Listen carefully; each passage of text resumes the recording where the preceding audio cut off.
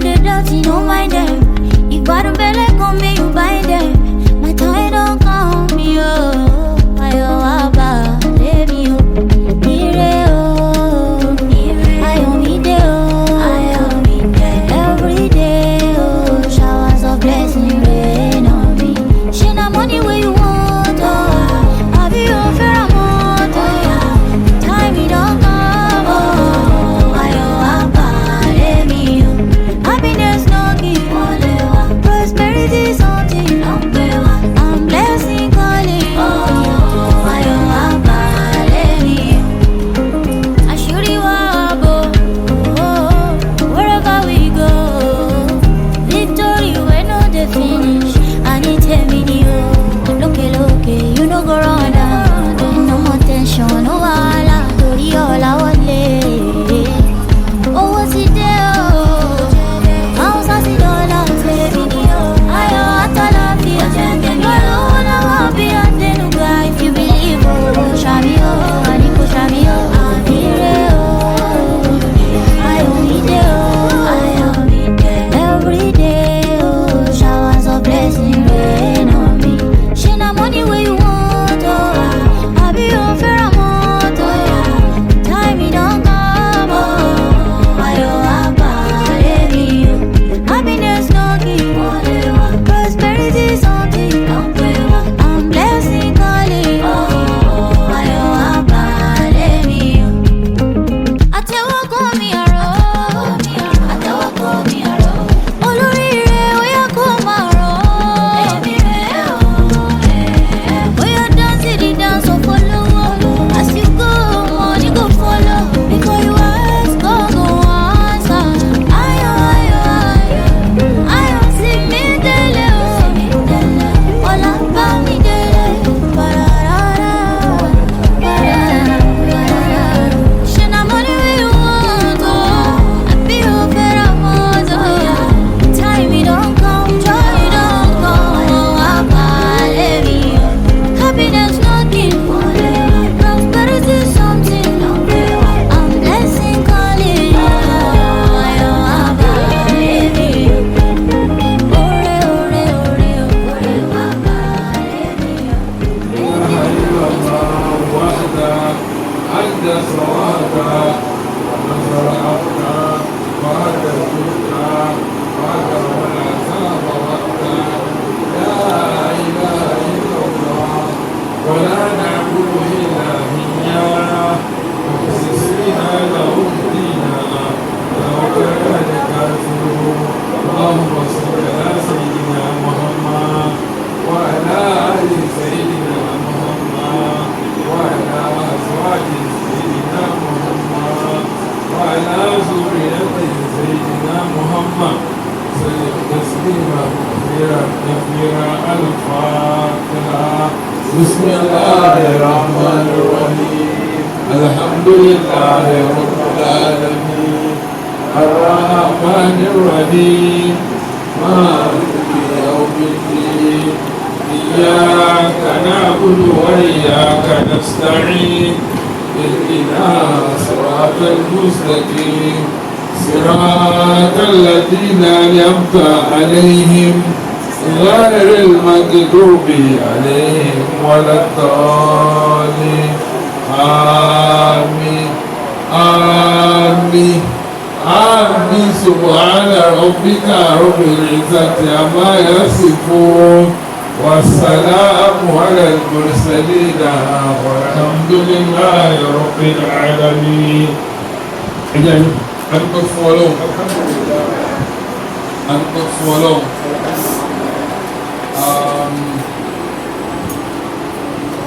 and we are starting now. اللهم صل على سيدنا محمد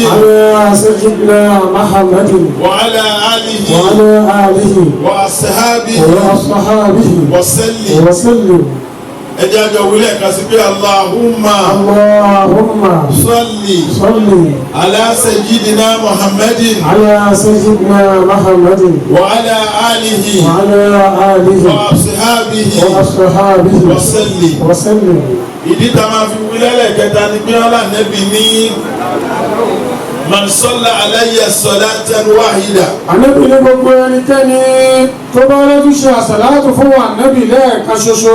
Ruddati ilayhi bi ashir. Ọlọ́run ó pàṣẹ fún àwọn màláíkà pé mẹ́wàá ló ẹ̀ ní kẹ́ ẹ bá mi dá padà fún un. Bí ajẹ́kájọ wípé Allahumma salli ala sayyidina Muhammadin wa ala alihi wa ashabihi wa sallim. Jama adúpẹ́ fún Olúwa. Alhamdulillah. Ọba aláàánú jùlọ aládùúgbò ẹ̀san rere. Ọba tó sọ pé tóun bá fi gbogbo ayé àti tó wà nínú ẹ̀ tóun bá fi ṣoore fún yàn ó lóun ò fẹ́ kankan àfi kó dúpẹ́. Alhamdulillah. Ìdáhùn ìjókòó wa lénìí láti dúpẹ́ fún Ọlọ́run ọba, láti appreciate Ọlọ́run ọba on the life of our brother Alhaji Abdulhakeem Aderemi Ayinde Musoko, kí Ọlọ́run bá jẹ́ kẹ́mi owó gbó pẹ̀lú àlàáfíà ara. Àwọn àbí lẹ́nì àwọn àbí láti sọ fún Ọlọ́run pé ó ṣe lórí ìgbésí ayé ẹ̀gbọ́n wa ọmọ ìyá wa Alhaji Abdulhakeem Aderemi Musoko, torí pé tí a bá wo ẹgbẹ̀rún òjò ló ti rọ̀ nílẹ̀ ti ṣe kíni ló ti fà á mọ́. Ànábì wa Muhammad tọ́lọ́wọ́ bá lọ sáyé. Ànábì gan o 70 tó fi kúrò láyé. History sọ fún wa pé 63 years ló kúrò láyé. Ó lè achieve so many things tí ó lè parí títí dìsì. Now wọ́n wá ń ṣọjọ́ bí láti sọ pé Ọlọ́run ṣe. Tó bá jẹ́ pé rísìn tá a fi jókòó náà nìyẹn tí ó dẹ̀ yàtọ̀. Adásí pé àwa appreciate Ọlọ́run. Àwa sọ fọ́lọ́run tó ṣe alákọ̀ọ́kọ́ nìyẹn. Ẹlẹ́ẹ̀kejì tèmi máa sọ̀rọ̀ lé lórí bí òun ni pé what is the essence of this world, the essence of life. Tí bá máa direct ẹ̀ wálẹ̀ tí mo fẹ́ sọ ní kékeré màá sọ fún Alhaji Hakeem pé what is life after such a discover pé they are free, there are certain things expected of you. Ó ti ń di gbàǹjo nìyẹn. Mo kí Alhaji wa Abdulhakeem Gbàngbọ́lá ìyọ́nú Ọlọ́run wà pẹ̀lú yín. Àwọn èjì yẹn náà máa ń pè ní gbàǹjo. Èjì yẹn ntọ́ fi ń pè ní gbàǹjo níbi tí wọ́n ti ń ṣe bàṣá ni pé wọ́n sọ fún ẹ pé going. Jàmbá ẹ̀ gbọ́dọ̀ tóbi. Allahu Akbar. Tí a bá ti wọ 70 èjì yẹn nìyẹn. Bọ́tà bá wo Quran mímọ́ Suratul Kahf. Nígbà tí àwọn èèyàn lọ béèrè lọ́wọ́ Ànábì wa Muhammad sallallahu alayhi wa sallam. Àbí ìgbà táwọn èèyàn fẹ́ gbàgbé Ọlọ́run tí wọ́n wá pàtàkì ayé ju ọ̀run lọ, tánàbí rí pé Ọlọ́run pàápàá ni wọ́n ti lose concentration for them láti get closer sọ́lọ́run ọba wọn ṣe yẹn. Ọlọ́run wá ní wà ní Muhammad. A'udhu billahi minash shaitanir rajim. Ọlọ́run wà níbi tell them the replica of Bismillahir rahmanir rahim. Ẹ jẹ́ ká wo kí láyé yẹn. Wadribu mathala hayatid dunya. Allahu Akbar. كماء أنزلناه من السماء فاختلط به نبات الأرض Kábíyèsí Ọlọ́run. فأصبح هشيما Náà تسيره الرياح kábíyèsí Ọlọ́run. وكان الله على كل شيء مقتدرا باقيات Kábíyèsí Ọlọ́run. صالحات Ọlọ́run a máa dúpẹ́ fún ẹ. خير عند ربك ثوابا وخير عملا. Jàmbá ẹ̀ gbọ́dọ̀ tóbi ni. Ọlọ́run ní wà ní Muhammad. واضرب لهم مثل الحياة الدنيا. A gbọ́dọ̀ gẹ́ẹ̀tì kankan kó clear. Islam ò sọ fún wa pé ká má láyé. Islam ò kì í ṣẹ̀sìn tó sọ pé ká má wà ayé. Because I need láti survive níbí ká tó survive in the hereafter. Tá a bá lọ wo Suratul Qasas nígbà tó lọ. وابتغ فيما آتاك الله الدار الآخرة ولا تنسى نصيبك من الدنيا وحسن كما أحسن الله إليك ولا تبغ الفساد في الأرض إنه الله لا يحب المفسدين. nígbà tó lọ́hùn discuss Islamic economy ó jẹ́ ká mọ̀ yìí pé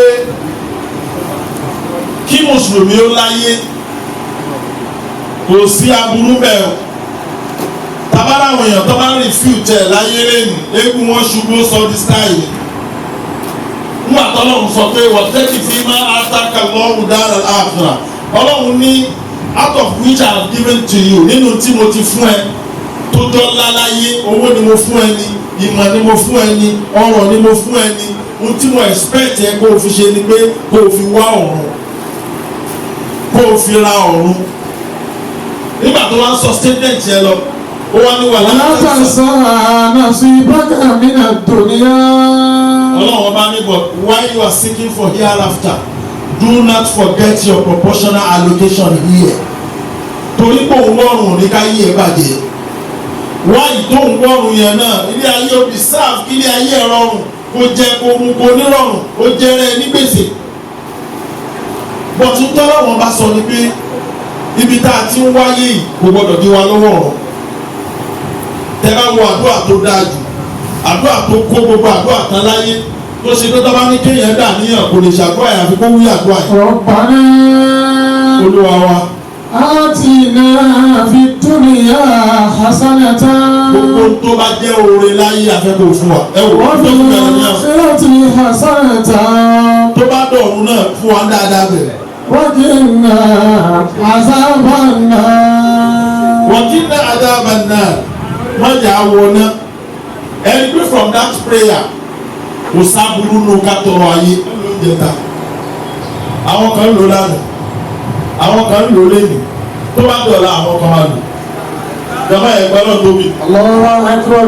ẹ̀ẹ́dẹ̀ nípa àwọn èèyàn kan lánàá níjẹta gbúrò wọn púpọ̀ àlẹ́ gbúrò wọn mọ́ àwọn kan dẹ̀ wà láyé wọ́n ti kúrò láyé in another 100 years ayé ò ní gbàgbé wọn torí pé ìjọ tí wọ́n wá sáyé wọ́n kọ orúkọ ara wọn pẹ̀lú góòdì tí ò ní parẹ́ ọlọ́run ní tẹ́lẹ̀ sọ fún wọn kí láyé ti rí. kama anzalnahu minas samaa'i. aláàtí wa abdulhaki kò sọ́kọ́ ọlọ́run ọba mi yọ́nú sí i. àmín. ìwà ẹni wẹ́ẹ̀kọ̀ adẹ́rẹ̀ mi kò sọ́kọ́ ọlọ́run ọba mi gbàdúrà yín. àmín. ọlọ́run ọba tá a wà nù ẹ̀ ọlọ́run ló dàbí omi. kama anzalnahu minas samaa'i. ọlọ́run fi ayé wé omi.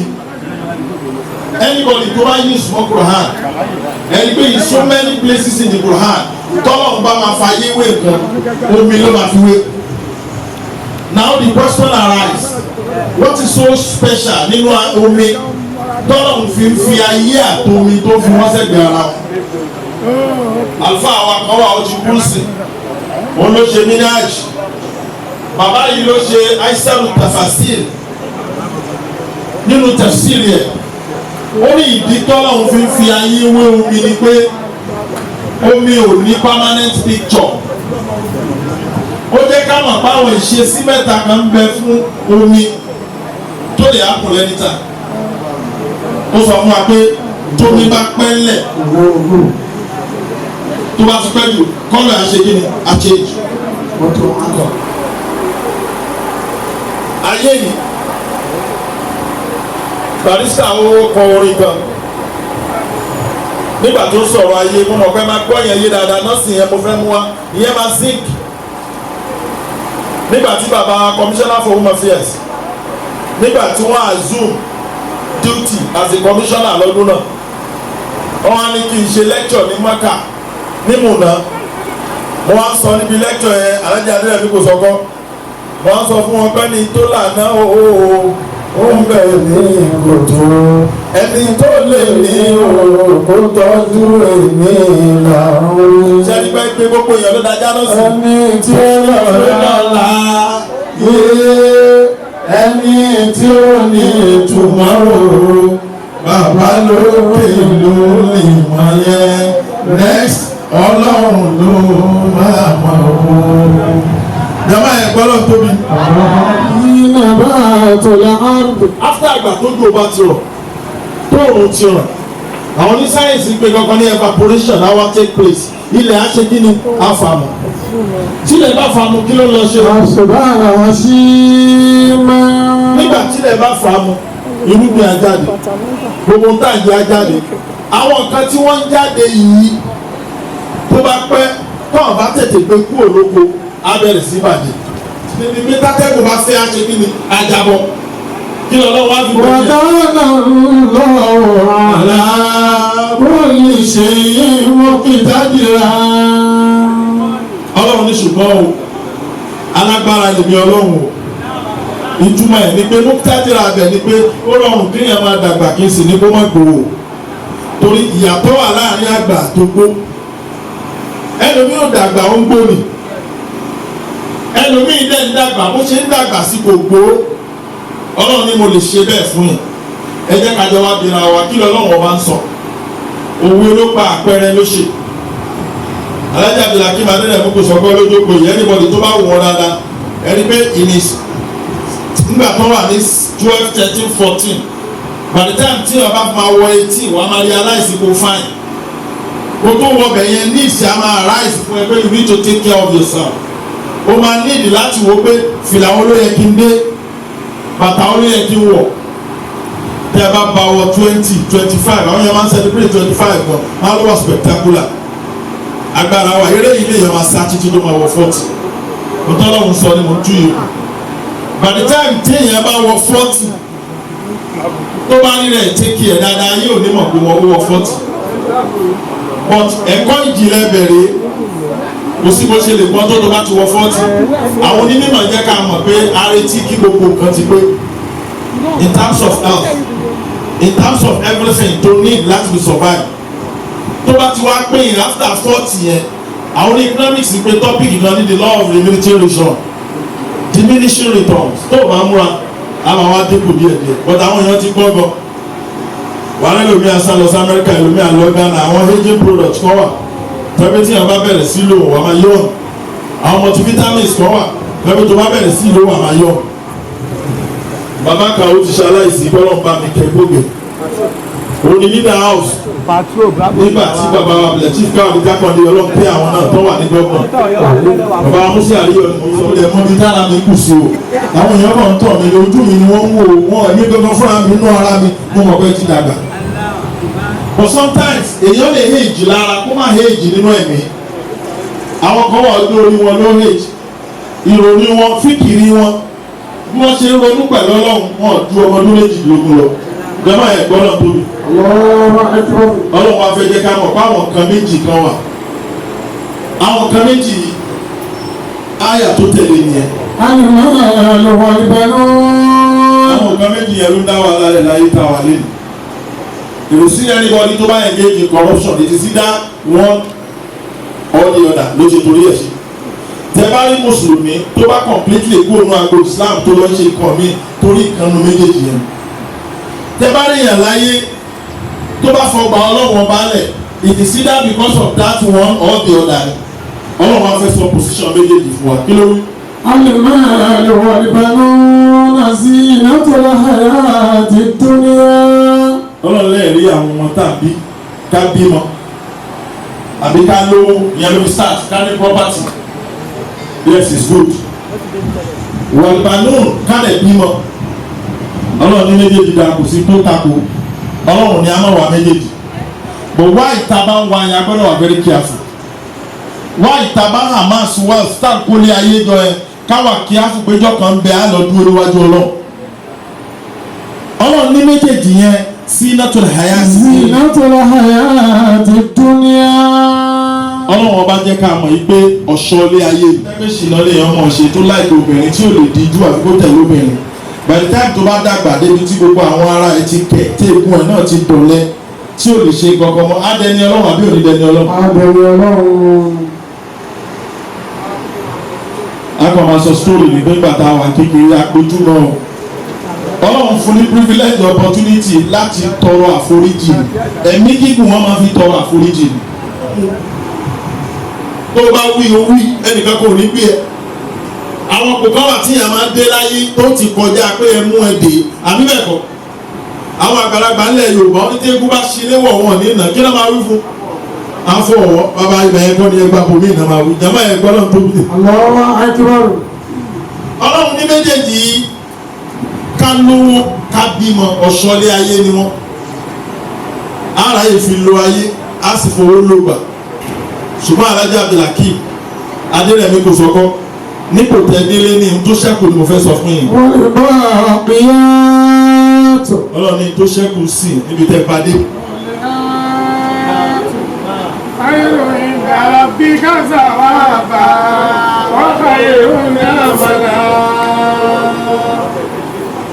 Ọlọ́run ọba ní wàlìbàkìyàt.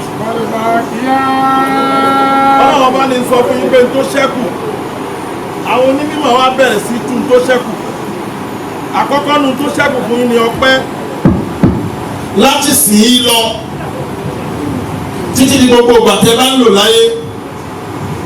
Alhaji Abdulhakeem Adérẹ̀mí kò sọ́kọ́ ẹ jẹ́ kí gbogbo èèyàn máa wá báyìí tàlẹ́bẹ́ lọ bá àwọn àsìkò yìí àsìkò tẹ́ máa dúpẹ́ nítorí bí tí mo bá dé yẹ̀ ilẹ̀ lọ̀rọ̀ àbí bẹ́ẹ̀ kọ́ téèyàn bá ti wọ éèjì tẹ́ wọ̀ yìí ẹ máa dúpẹ́ lọ títí láéláé. There are so many people tí wọ́n ní owó tí wọ́n ní ọlá wọn àdẹ̀dẹ́dẹ́ orí tẹ́lẹ̀ wọ́n lè recollect vividly ọkọ̀ pàtàkì olókìkí èèyàn ní yí àtàlù lọ pẹ̀lú COVID-19 wọ́n admit ẹ̀ hospital ó lè kọ́kọ́ deposit 20 million kó wọ́n dẹ̀bà tẹ́ bá ní láti rẹ̀ ẹ máa ra ní kẹ́mi mi máa bọ̀ ẹ̀mí ẹ̀ padà bọ́ náà ni o ìjọba ẹ̀ gbọ́ náà tóbi. If Allah has done that for you to be able to survive that era kí lẹ ní láti ṣe alájì ọ̀pẹ ẹ mọ̀ dúpẹ́ wàlúbàkíyàt. Ẹlẹ́ẹ̀kejì nínú tó kàn ẹ wá jókòó ẹ lọ sí drawing board ẹ wá rí examine life yìí bó ni mo ti ń bọ̀ bó ni mo dé. Ntẹ̀ máa kọ́kọ́ wò ni pé látìgbà tí mo ti ń bọ̀ débi tí mo dé yìí àwọn wo ni mo ti ṣẹ̀ àwọn wo ni mo ti rọ́ọ̀nù nígbà tí mo ń gbìyànjú láti ṣe kíni láti gòkè. Ẹ jẹ́ ń fún yín lápẹẹrẹ kan tẹ́ fún ma mọ̀ pẹ́ mi gígùn opportunity láti ṣe yẹn ló fún yàn. Ọba ìlú kan jẹ ọba yẹn wá kú bàbá tó bí ọba yẹn ló jẹ ló kú. Aleykum salaam wa rahmatulah wa barakatuh.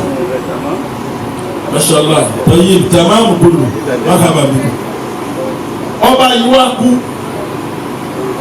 níjọ́ tí bàbá yìí jẹ ọba kó tó kú èèyàn mẹ́rin ló fi jẹ mi ní dárúkọ ìlú yẹn wọn tó bá mọ ìtàn yá máa tẹ̀lé mi àwọn afọbajẹ mẹ́rin ló fi jẹ àtọ̀fọ̀ afọbajẹ mẹ́rin tó fi jẹ nígbà tóun máa fi kú àwọn mẹ́ta ti kú ókè yẹn kan yàrá ẹ̀gbọ́n lọ tóbi.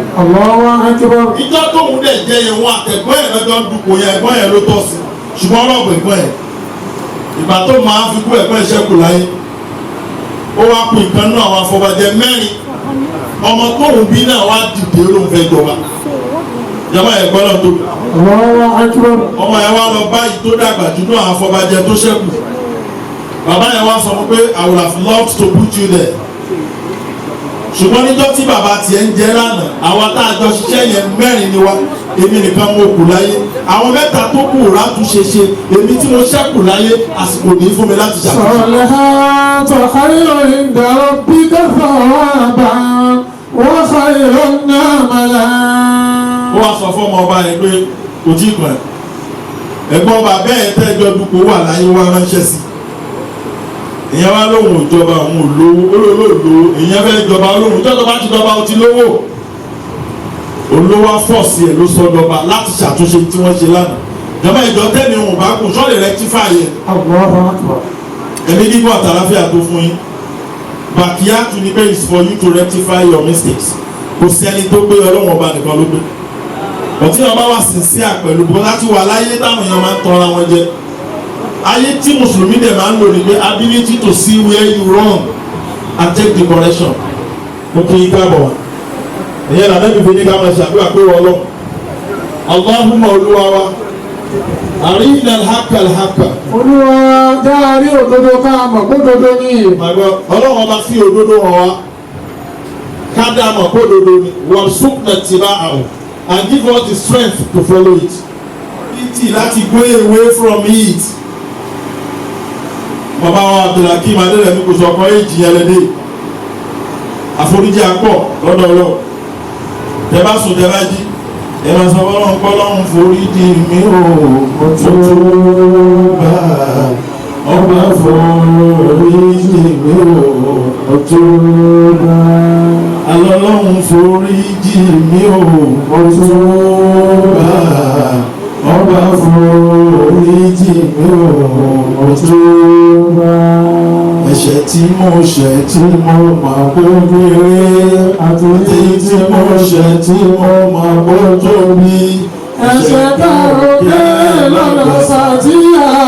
Ọba foríjì mi ò tún wá. Àsìkò ilé wa ilé àárọ̀ lọ́sàn-án lálẹ́. Ẹlẹ́ẹ̀kẹta nínú bàkíyàt contextual meaning ni ẹ́. Ó ní bí àsìkò tẹ̀ máa wá súnmọ́ lóhùn púpọ̀. Ẹ ti wà lásìkò tẹ́ ẹ̀ ní pọ́ìntì láti lẹ́ẹ̀mọ̀ ọ̀gbà tán kásùbà. Ẹ ní pọ́ìntì ẹ̀ lẹ́skíùs fọlọ́n wọ́n ti kí sórí ìtàn ẹ̀ kí. Ọkà làásàrì tán ẹ̀ mọ̀gbà tọ́jọ́ náà wá bèrè pé kí lẹ̀ ń ṣe òótọ́ là done for you. Pẹ̀lú gbogbo tí mo ṣe fún ẹ. Èmi ló kù kí wọ́n máa ṣọ́ ọ̀. Jàmbá ẹ̀ gbọ́dọ̀ tó mi. Ọmọ bàbá kan ó sọ fún mi nígbà tí mo bá sọ̀rọ̀. Bàbá náà ti wà 80 something. Ó láti gbà tóun ti wà ní 60 tí ò bá jẹ́ ẹ̀kan tó lágbára wọn kí mèsì o.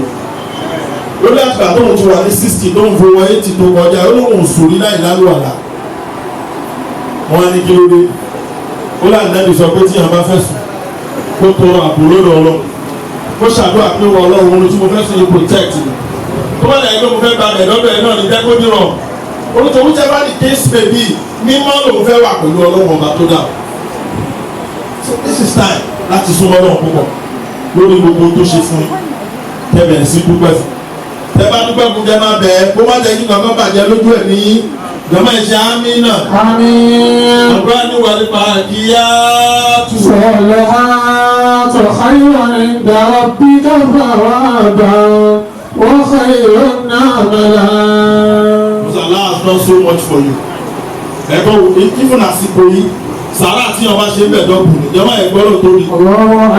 Ẹni tó bá examine ilé ayé tajọ́ ń gbé nísìn àwọn tó ń róúnjẹ jẹ ọ̀pọ̀ ẹ lọ wo látara ìfọ́ọ̀rù tá à ń ṣe ìṣirò tá à ń ṣe ẹ wo personality àwọn tí wọ́n ń kíwù tí wọ́n ń pa oúnjẹ láago méje tẹ́lẹ̀tẹ́lẹ̀ it used to be àwọn ọmọ kéékèèké àwọn kan lẹ́yìn wọ́n máa wọṣọ gidi wọ́n lè máa sọ fún yín pé mi tí kò oúnjẹ. Nínú àwọn ọmọ mi ìgbọ́ta bá wà lásàrà tó dá ṣàdúrà fáwọn èèyàn tó yẹ kó 1,000 tó mú 20 naira wá sígbà ní fáwọn pé nǹkan ṣe wọn àbí bẹ́ẹ̀ kọ́. Àwọn kìíní àpẹẹrẹ àsìkò tẹ gbọ́dọ̀ pọ̀ ní sàrà ni. Wọ́n ṣe sàrà fẹ́ni tó lérò ẹ ṣe fẹ́ni tí ò lérò kẹ́kọ̀ọ́ wo ṣùṣù kẹ́kọ̀ọ́ wo kókè. Mo wà ní Ẹ̀pẹ́ lánàá ọ̀dẹ̀dẹ̀gbọ̀ Adéníyì Adékúnlé ń ṣe 50th birthday ẹ̀ wọ́n á ní kí wọ́n ṣe Ramadan tafsir fún ẹ mọ nǹkan tó surprise bàbá Adámọ̀lé ó adopt àwọn ọmọ 50 àwọn ọmọ 50 ló adopt ó ló wọn take care school wọn right from the primary school to secondary school level ó ní tóun fẹ́ fi ṣe ni pé òun á fi sọ fọ́nà kó ṣe kí ni kò ṣe tó bá jẹ́ pé bẹ́ẹ̀ ni gbogbo wa ṣe láyé lẹ́nu poverty ẹ̀ ò ní dé level tó lé ní o ju àwa nínú agbo tó ṣe pé greediness ló pọ̀ jù bẹ́ẹ̀ a wà nínú ilé ayé tó ṣe pé oppression ló pọ̀ jù nínú ẹ̀ mo dẹ̀ máa ń sọ fáwọn èèyàn pé ọlọ́run ọba tó gbé sàrà kalẹ̀ tó gbé zakat kalẹ̀ ó fẹ́ fi bridge gap láàrin ẹni tó ní àtẹni tí ò ní ni o ọlọ́run bá fẹ́ lo zakat as a means láti pẹ̀tù sí èèyàn burúkú lẹ́mìí ni o how can you be hitting nínú ilé ẹ tí driver ò lè tí ì ṣe mu kí ló ní tí wọ́n mú driver lọ bí iṣẹ́ tó mọ̀ pé lọ sí pàtì tó mọ̀ pé ó jẹ àbí ò jẹ bàtọ́lọ̀ máa mú ìwọ náà ti yó òrí rẹ jama yẹn gbọ́dọ̀ tóbi. Àwọn ọmọ ẹnu mìíràn ló dé dábí kí n lárí bàbá ìmọ̀dì jama yẹn gbọ́dọ̀ tóbi. Ẹ tọ́jú àwọn tó wà pẹ̀lú yín ní ìtọ́jú tó ṣe pé táburú bá dé wá lè dìfẹ́ǹdì yín. àwọn ọmọ ilé mi wà tó ṣe pé tó lè máa lọ ọbẹ̀ tẹ bá mú security a ní ọ̀gá leave me I no fit die ṣé that man you want let me tell you na your room be this why I go die I never eat since morning who I wan die for ṣùgbọ́n káàánú bá pọ̀ ìlú ìlàwọ̀ àjọ tí Bello faragbàmọ́ fún Babangida àbí bẹ́ẹ̀ kọ́ it's a political issue kò pa mọ́mọ́ náà tí èèyàn bá dáa tó bá pọ̀ mo rẹ́rú ọlọ́run kan tó lọ ká mọ́lé ẹsẹ̀ ń sádákà ni mo sọ fún yín àwọn tó lè lọ ká mọ́lé wọnú ilé ẹ̀ wọ́n á rí píkítọ̀ ẹ̀ ẹ̀ tó lè di wọn níṣẹ́ ń táwọn apààyàn ó ní kò ṣe pa wọ́n sọ fáwọn tó wò ní kọjá ni life ó sọ fún mi ní mi ìbọn sórí mo lọ bá ṣàdúrà ni òun ti tọ́ nìyẹn ó ní mi mọ̀ ìyẹn ní àníkẹ́ gbójú sókè kẹ́ wò mí ó ní mi olókè ẹ lè má mọ̀ mí èmi mọ̀ ni wọ́n sọ fún màá nìyẹn pé èmi lè pàdé ní Gbàgádà hospital tí ìbọn mẹ́ta wà lára ẹ̀ tí wọ́n abandon mu síbẹ̀ tí wọ́n ti yọ tóun rẹ̀ ni tó fẹ́ ṣàlù just came òun wọn bí tó ti wá ẹ̀ pọ̀ wọ́n pé ẹ tí kí abọ́bọ́ yóò dẹ̀ deposit 100,000 nbọ oníjọ́ kẹta ó tún padà lọ́bẹ̀ kó wá wò ṣó wà ókè ṣó ti lálàáfíà ìjọba lè máa discharge ẹ̀ náà máa discharge ẹ̀ lọ́túnla ó dẹ̀ sọ gbogbo olùtókò ó dẹ̀ lọ́wọ́ ọ̀dẹ̀ ríra mọ́ ìgbà táwọn apàdé náà rà ń pé kí wọ́n pa ẹ̀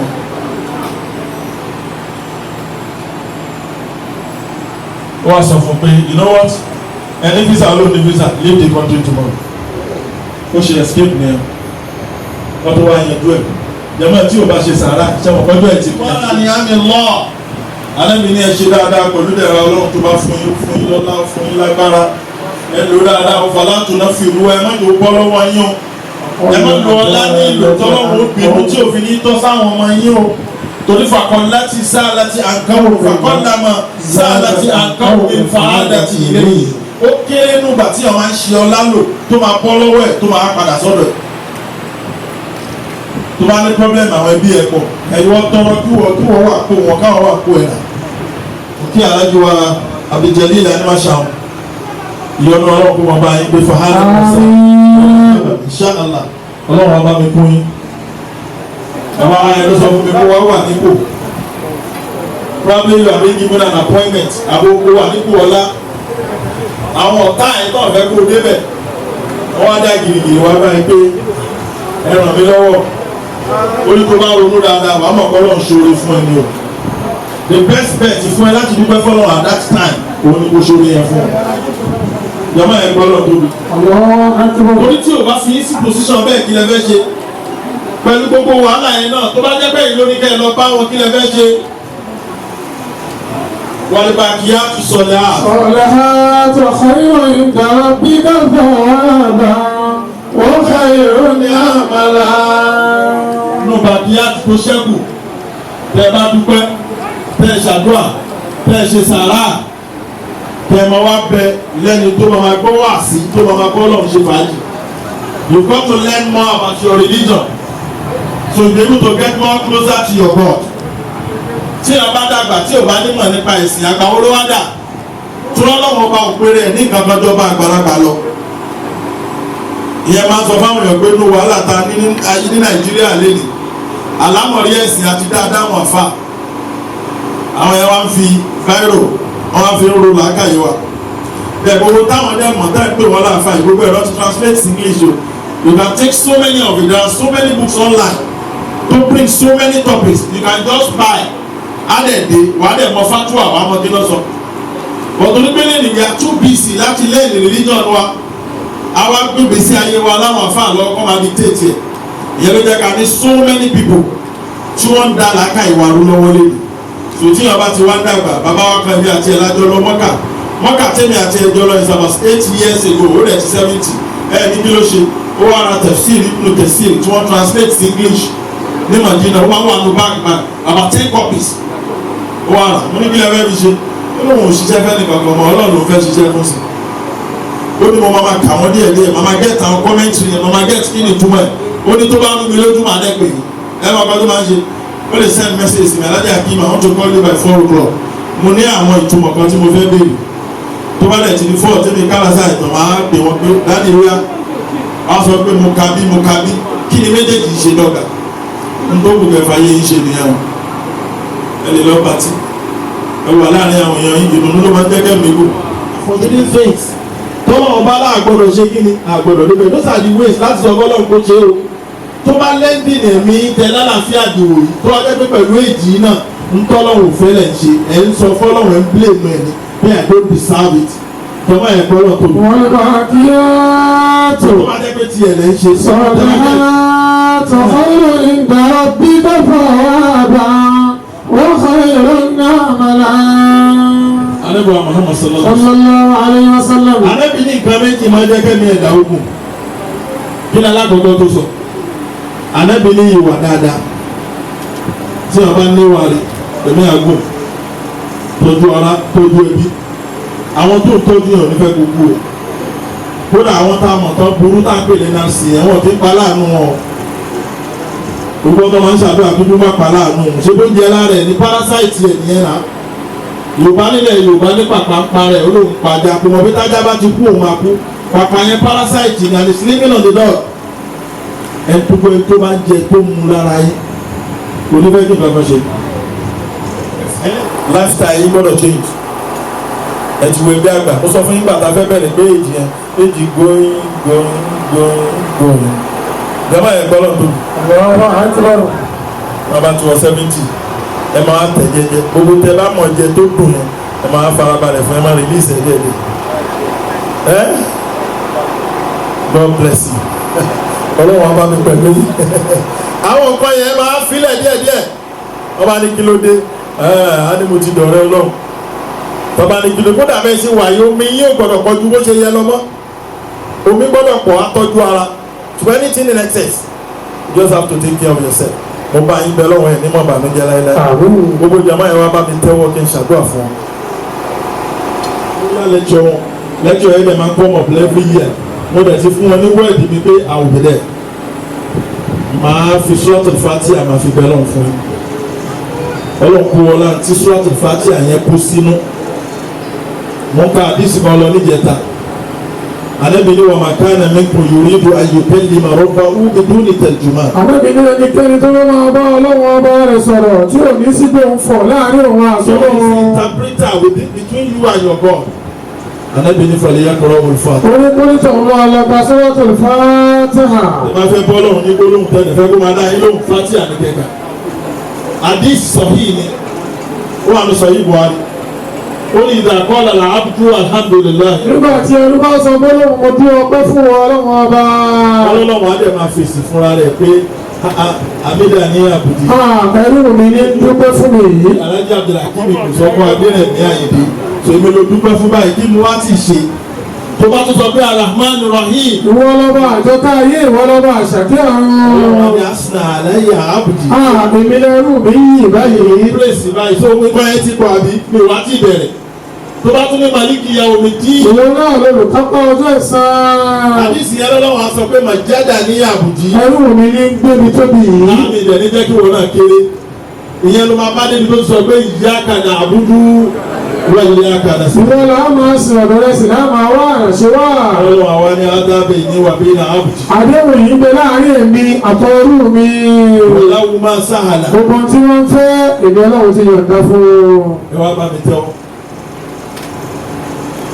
gbogbo Ọlọ́run aláàánú jùlọ aládìpẹ́lẹ̀ sáré kó wọlá kàrámọ̀ tó wà ní Suratul Fatiha kó wọlá tí àwọn ẹni Ọlọ́run tí wọ́n bá bẹ̀rẹ̀ sí ká kó wọlá ń tọ́lọ́run rí táwọn onímọ̀ rí tó jẹ́ pé Fatiha lọ̀rọ̀ yẹn nínú ìrun èèyàn lè mẹ́yìn òkè súrà kò bàrún jẹ́ ṣùgbọ́n tí wọ́n bá mí sí Fatiha nínú ìrun yẹn bàjẹ́ kọ̀bùlí ògbé bàdí ògbé torí kọ̀bùlí àti bàdí ò lè ṣàtúnṣe ọ̀ràn yẹn súnà ló lè ṣe kíni ló lè ṣàtúnṣe ọba tó wá karama Fatiha débẹ̀ kó jọ kó má bàa yín jẹ́ o. àmín. gẹ́gẹ́ mi yóò gùn sí kó fún yín lálàáfíà. àmín. gbogbo kójọ fún yín kẹ́ mọ́tò bànújẹ́ lára ẹ̀. àmín. bẹ́ẹ̀ má fọ ìsàn ló gbé sí ayé yín. àmín. gbogbo ẹni tó bá máa ń ṣe àmín ọlọ́mọ àṣẹbẹ̀ fún òun náà. àmín. ọlọ́mọ bismillahir rahmanir rahim. alhamdulillahi rabbil alamin arrahmanir rahim maliki yawmiddin. إياك نعبد وإياك نستعين اهدنا الصراط المستقيم صراط الذين أنعمت عليهم غير المغضوب عليهم ولا الضالين. Bàbá olùwà ó fi kárí tó fi lọ́dọ̀ bàbá olùdámọ̀lé fífọ́ adọ́dọ̀ púpọ̀ àwọn ọ̀tọ̀kùn lu ẹ̀jẹ̀ ilé animáṣá o ẹni àdúrà ni wọn lọ́nà ọ̀bẹ ni o wọn á rí dá ẹ̀jẹ̀ ilé animáṣá ń wá bẹ̀ wọ́n á wò pé ṣọ́ ti ṣiṣẹ́ yìí tán he was just passing by wọ́n ọ̀gbẹ́ mọ́ṣáláṣí yìí ní ìdí kíkùn wọ́n á ẹ̀jẹ̀ ilé animáṣá olóògùn náà àwọn ṣẹ́ẹ̀rẹ́ tí ọlọ́run retí lọ́dọ̀ wa ni without telling anybody without calling anybody lọ́sẹ̀ mí ẹ̀ ti sọ fún pé mò ń ṣe fún ta ni mò ń ṣe fọlọ́ wọn á bẹ̀rẹ̀ fún yín ẹ̀yin náà ti dé kó àgbà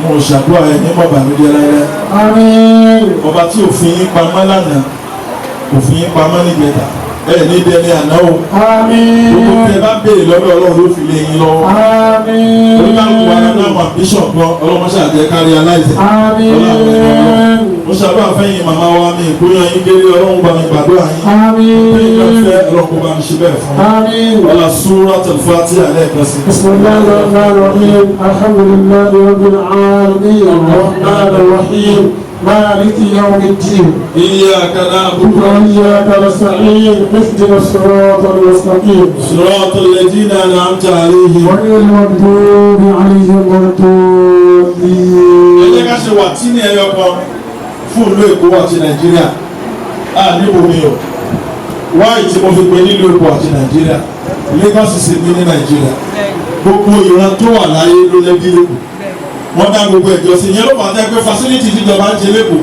kò lè tó dàrí kí á mọ̀ ọlọ́ọ̀ máa fi tó wọ́n àwọn kan wọ́n wà nù oyún tó bá ti bọ́ọ̀lẹ̀ pẹ́rẹ́ báyìí London tí wọ́n níbí jama ẹ̀gbọ́n lọ tóbi tó bá ti fẹsẹ̀ lélẹ̀ ní nẹ́sìn tó bá gbọ́ ni pé mo fẹ́ lọ sẹ́kọ̀ọ́ tẹ́ bá wo iye báwọn èèyàn ṣe ń wọ ìlú Èkó in every time abẹ́ ọlọ́run kó lọ kó wọ́n dà arógun bẹ́ẹ̀ o kásì mọ́ ọ̀rọ̀ tẹ̀ bẹ́ẹ̀ o kọ́lọ́run wọlá ìdúpẹ́ tá à ń ṣe lénìí Nàìjíríà ọlọ́run fi lọ́kàn balẹ̀ problem of insecurity tí a face lọ́wọ́ ọlọ́run kó fi rọrùn sílùú Nàìjíríà nínú yàrá èmi àti ẹ náà kọ́lọ́run bá jọ kó ṣàánú wa mọ́jà àríwá alábẹ́ kó jẹ́ ká gbọ́ àgbàjúmọ̀ ká ṣe ní láfi ẹyọ kan fún Nàìjíríà and Lagos kọ́lọ́run jẹ́ ká gbọ́ àwọn gbà ọlá bisimilahi rahman تين وزيتون وزيتين وهذا البلد الأمين لقد خلقنا الإنسان في أحسن تقويم ثم رددناه أسفل السافلين إلى الذين آمنوا وعملوا الصالحات فلهم أجر غير ممنون فما يكبرك بعد بالدين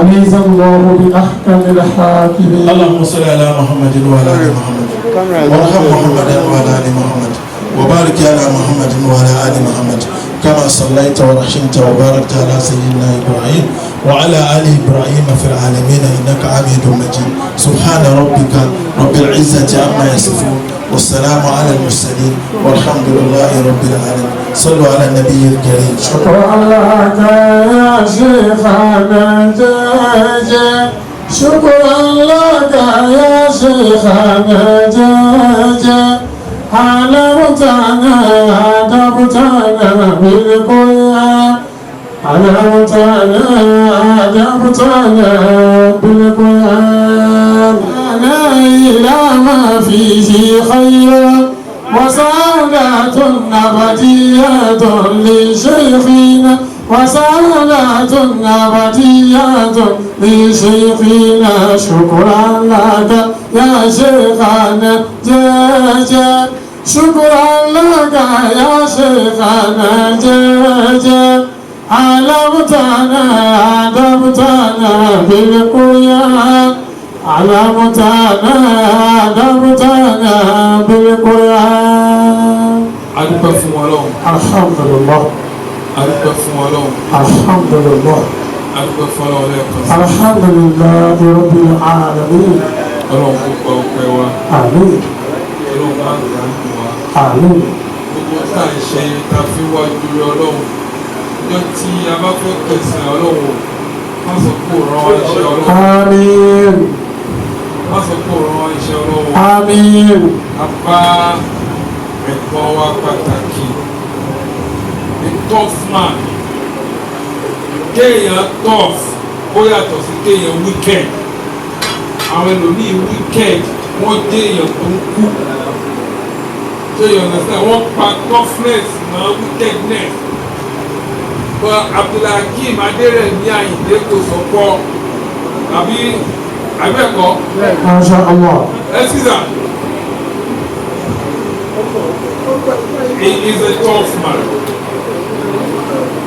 But behind that toughness is a very kind-hearted person.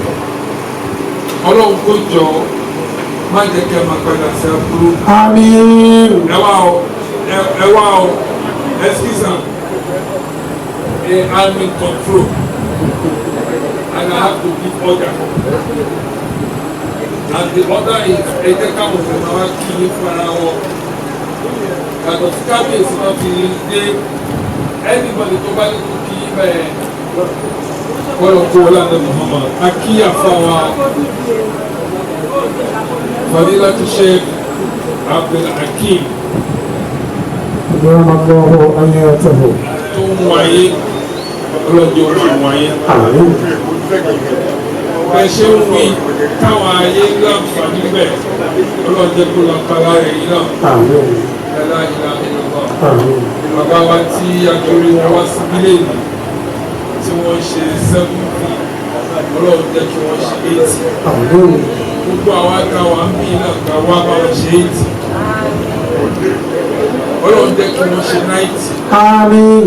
Gbogbo wa náà ní ká bá wọn ṣe 90 náà. Àmín. Ọlọ́run jẹ́ kí wọ́n ṣe 100. Àmín. Lórí bẹ́ẹ̀ ṣe hùn ọwọ́ èdè tó ṣe hùn kọ́ láti tọrọ ẹ̀. Ọwọ́ ẹ̀ tó ń fún yàn láti tọrọ ẹ̀. Gbogbo wa náà dẹ̀ wá bẹ̀. صلى الله عليه وسلم. بسم الله الرحمن الرحيم. إنا أعطيناك الكوثر فصل لربك وانحر إن شانئك هو الأبتر. Gbogbo àwọn tí àfáà wa tí wọ́n ti kí tí wọ́n dárúkọ àwọn náà kí wọn bá wọn dárúkọ wọn. Ọlọ́run kó bá kí gbogbo ilẹ̀ ẹ̀kọ̀ọ̀kan. Àmín. Ọlọ́run kó bá dúpẹ́ fún gbogbo ilẹ̀ ẹ̀kọ̀ọ̀kan. Àmín. Àdìké láyà tó lálẹ́ kìtà nítorí kásìkò máa lọ. We can't be mentioning names one after the other. Ọlọ́run kó.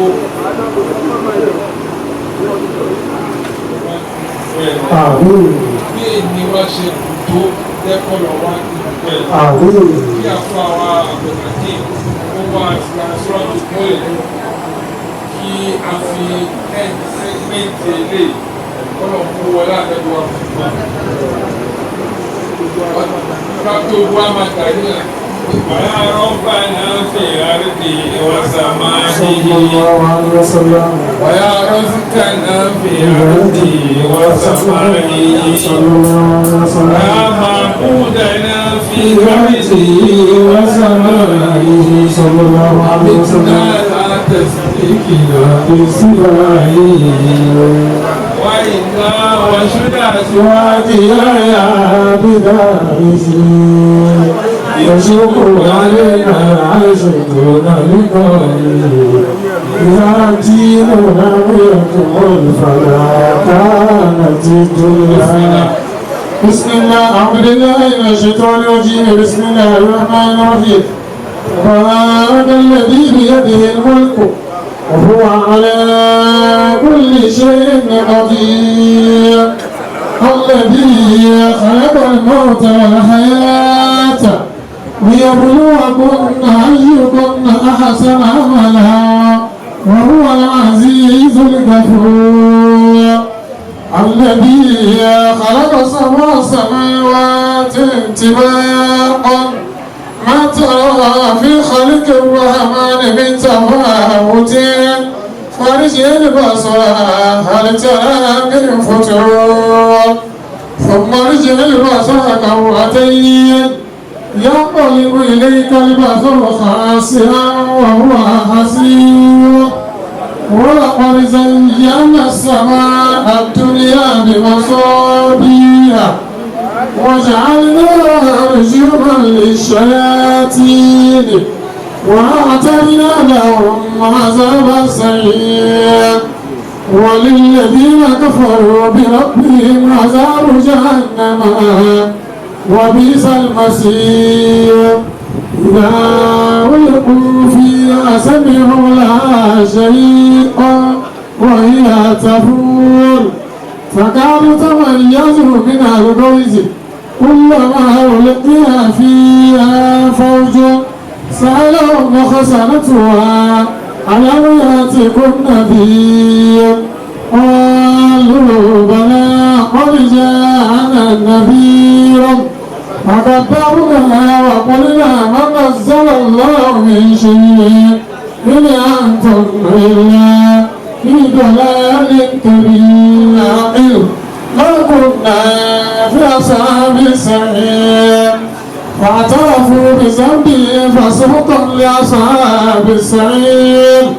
إن الذين يخشون ربهم بالغيب لهم مغفرة وأجر كبير وأسروا قولكم وارجعوا به إنه عليم بذات الصدور ألا يعلم من خلق وهو اللطيف الخبير هو الذي جعل لكم الأرض ذلولا فامشوا في مناكبها وكلوا من رزقه وإليه النشور أمنتم من في السماء أن يخسف بكم الأرض فإذا هي تمور أم أمنتم من في السماء أن يرسل عليكم حاصبا فستعلمون كيف النذير ولقد كذب الذين من قبلهم وكيف كان النكير أولم يروا إلى الطير فوقهم صافات ويقبضن ما يمسكهن إلا الرحمن إنه بكل شيء بصير أمن هذا الذي هو جند لكم يسلك من دون الرحمن إن الكافرون إلا في غرور أمن هذا الذي يرزقكم إن أمسك رزقه بل لجوا في عتو ونفور أفما يمشي مكبا على وجهه أحدا أما يمشي سويا على صراط مستقيم قل هو الذي أنشأكم وجعل لكم السمع والأبصار والأفئدة قليلا ما تشكرون قل هو الذي زرعكم في الأرض وإليه تحشرون ويقولون متى هذا الوعد إن كنتم صادقين قل إنما العلم عند الله وإنما أنا نذير مبين فلما رأوا زلفة سيئت وجوه الذين كفروا وقيل هذا الذي كنتم به تدعون قل أرأيتم إن أهلكني الله ومن معي على المنام ومن يجير الكافرين من عذاب أليم قل هو الرحمن آمنا به وعليه توكلنا فستعلمون من هو في ضلال مبين قل أرأيتم إن أصبح ماؤكم غورا فمن يأتيكم بماء معين الله رب العالمين. Alúgbà fún Ọlọ́run, àsìkò tá a wà yìí, ibi tá a wà yìí, ibi ọpẹ́ ni. Bọ̀dá mi ò, àwọn tí tàbá take census, àwọn tí wọ́n jọ bí lẹ́yìn 70 years ago, àkọ́kọ́ gbogbo wọn kọ́ ni wọ́n wà láyé.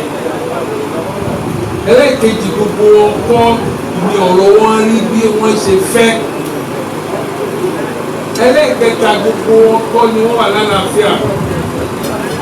Gbogbo wọn kọ́ ni wọ́n jókòó lọ́mọ jókòó síwájú wọn yìí. Èmi àkórí kékeré ó kéré kò sí owó ọpẹ́ owó ọpẹ́. Ẹ má gba owó lọ́wọ́ ẹnìkan tẹ̀mí ní kíkọ́ owó yà máa. Ẹ má ti gbowó lọ́wọ́ ẹnìkan.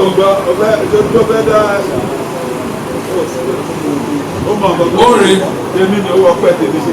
Wọ́n bá alájà Akim dúpọ̀. Ok, alájà Akim àwọn méjìlá ìgbà wọn pẹ́. Ọ̀la mi bọ̀dé. alájọ Abdul Jalil Animation Deli Aspirina.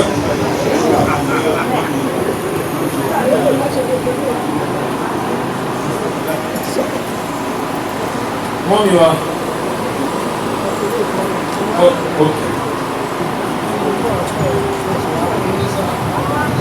Wa.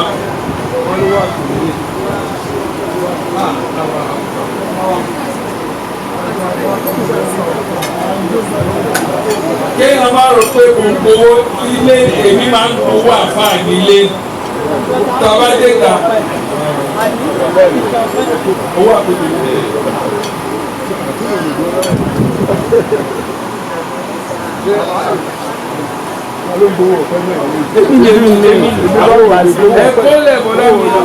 àwọn náà ni wọ́n gbà àwọn ni wọ́n gbà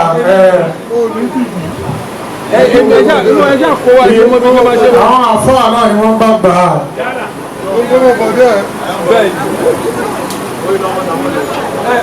eléyìí kéré mi ìgbà mi sá. a ní mi ìgbà.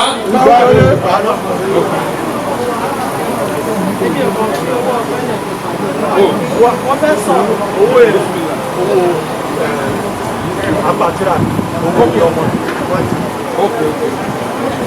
alájọ iná ọmọdéwọ̀n ni wọ́n ti ṣẹ́yìn wọ́n láti máa pàtìrà wọ́n ti ṣẹ́yìn. wọ́n lówó tó ọ̀fẹ́ mú wọ̀nyí. dókítà Ògúnbábí. ọ̀dọ̀ wọn fi dúpẹ́ lọ́wọ́ Ọlọ́run. lórí aláàjì Abdul Adérẹ̀mí. lórí bàbá wa aláàjì Abdulhakeem Adérẹ̀mí. ní ọlọ́wọ́ bá ní kéde pẹ̀lú ẹ̀ àjọrí ọjọ́ èyí. tọ́lọ́run ní káwa àti wọ́n jọ rí ọjọ́ èyí láyọ̀ àti àlàáfíà. nínú ayọ̀ nínú ọlá Ọlọ́run. Ọlọ́run wà ní ṣe láṣẹ wọn. Ọlọ́run wà ní ṣeré ìláṣẹmọ fún wa. Ọlọ́run á jẹ́ kí wọ́n ṣọ̀pọ̀lọpọ̀ láyé. Wọ́n á jèrè àwọn ọmọ. Wọ́n ní nǹkan ò ní ṣe wọ́n fún wa. Wọ́n ní wọ́n á ṣe é tí wọ́n ṣe 90 wọ́n ṣe 100. Àwọn ọmọ tó wọ́n dúró yìí náà. A ní gbogbo àwọn ọmọ wa gbé ìrọ̀ sí dáadáa. Wọ́n gbá Ọlọ́run láàrin bọ̀ Muhammad. Billahi al-aliyyil azim. Gbogbo àwọn tó wá bí ìpátá. Àwọn ọmọ wá ní gbogbo àwọn tí wọ́n wá bí.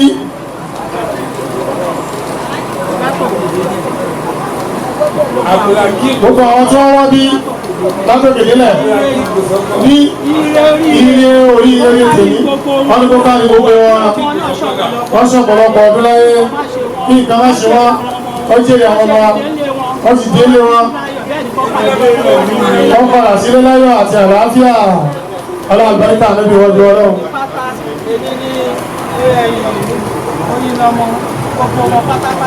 Bàbá wa former commissioner Oyinlọ́mọ bàbá wa Olùwà gbogbo ọpọ́tá látòkèdélẹ̀ bàbá lọ́lọ́wọ̀ oníjẹ́ bàbá níjẹ́ aláàbáríkà níbi wọ́jú Ọlọ́run.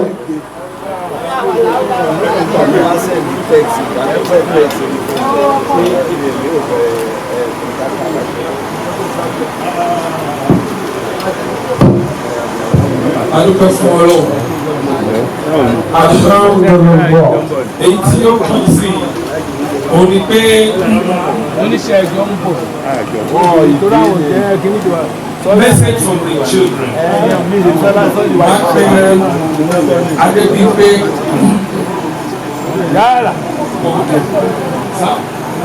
wọlé tó sí Gbọ́ ó pèrò bò.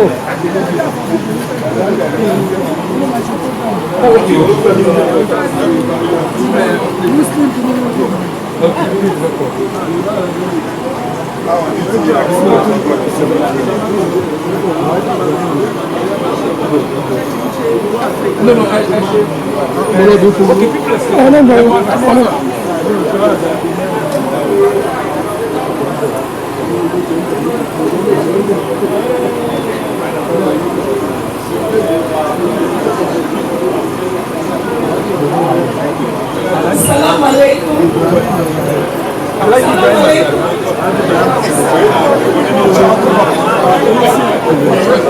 Good afternoon. I'm not hearing myself. I don't sound like this. Please, the DJ should please encourage it should adjust whatever needs to be adjusted, please. This is not my usual. Yes, I will. I don't sound like this, please. Thank you. Good afternoon, ladies and gentlemen. My name is Iyabo Abago. It's my greatest delight to be here this afternoon. I was with the Nigerian Television Authority, NTA Channel 7, for 10 years as a producer, television presenter, announcer, and newscaster. And by the grace of God, I'm on my own now. I sell clothes in Lagos, I sell fabrics, I wear fabrics, and I'm also into production.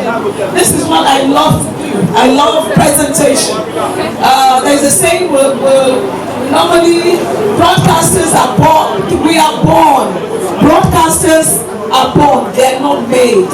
So this, I'm on because Sokos are my family. So I just want to thank God for this special day. It's May Day. Happy May Day, everybody. Happy May Day. Okay. So I want to welcome everybody. I'm going to stand on the protocol because of time. We don't want to waste too much of our time here. I'd like to recognize the former commissioner of for Home Affairs and Culture. He's popular. He doesn't need any recognition. Like everybody, once he gets somewhere, of course you know that please take me because I don't want to be too like we're fasting, but it's a party at the same time. Please, a round of applause, please. Thank you. A round of applause, please, for Honorable Oyelomo Kamode, former Commissioner for Home Affairs and Culture, Lagos State. Thank you very much. And I'll also be saying tech words. Is it okay? You're not responding. Don't you like my face? I want you to talk to me. I want to feel you. I want to be sure that I'm home with my people. Are we together here? And I would like to say Ramadan Kareem. Ramadan Kareem. Yes. Yes. So we want to thank God because we are here because of our daddy. I must also recognize Elijah Amdalat K.A. Shitu. We'll also like to recognize is my brother-in-law. He's my brother-in-law and I love him very much. Alaji Jalili Animasham. He's the chairman of Alujaj International. Please put your hands together for him. I'd like to recognize Latrice Fashion. I know him as Latrice Fashion. But he's a brother now. It's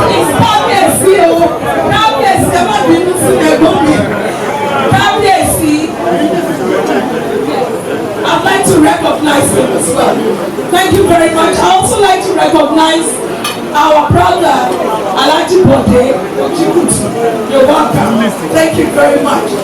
Alaji Muska Alebioshi is also here. All the members of Favorite Club, because of time, I can't do it one-on-one. Please bear with me. Celebrants is a prince of Obanimo, Prince Akeem Aderewu Osoko. He's meant to be dancing, but because of time, we won't just do that. We'll just continue. Right now, I'm going to invite the grandson, the Tega Omumi, to come and talk about Grandpa.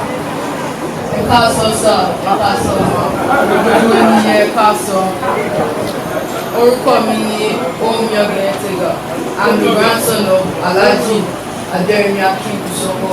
I'm here to say a little bit about my grandpa. He's a very caring, affectionate, and an energetic person. He was a former teacher, that's why he values education so much, and as well as a disciplined person. When Grandpa was a child, he lost his mom, so he likes to have the family around. But he likes to have the family around as long as it's fast. And a joke that Grandpa always tells me is that he likes to joke with me that my birthday is 7 days after. So why don't you all come here next week and celebrate his birthday? So since we're all here now, let's celebrate with Grandpa. Happy birthday, Grandpa. Thank you.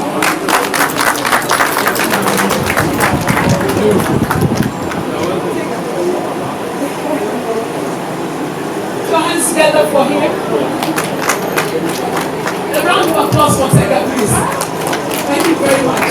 We're moving on, and one more time, I'd like to officially recognize my sister, Elijah Riskat.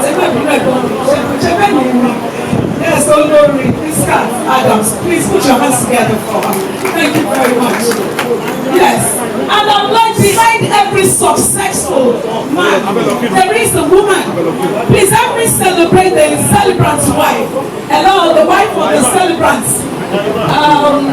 Princess Monikat Aramide Iyapode Osoko.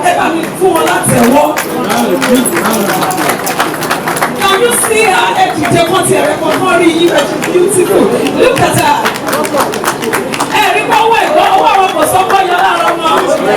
Oh my God. Please put your hands together for her. Thank you very much.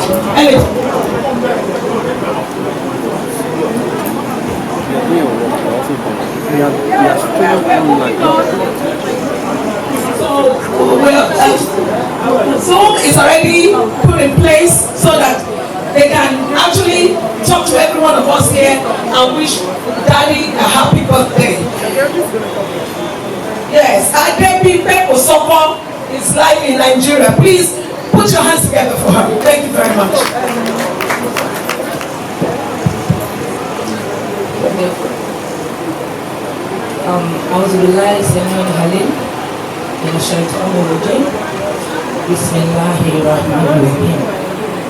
On behalf of the Kosoko family, Aladia Barakin Kosoko especially, I welcome everybody here with the greeting of the Holy Prophet, the greeting of peace. I say Assalamu alaikum wa rahmatullahi ta'ala wa barakatuh.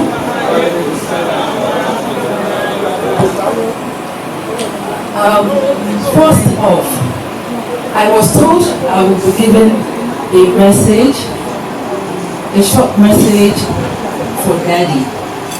But sincerely, the message I have is for everybody, and it's a message of Thanksgiving. I'll put it that way.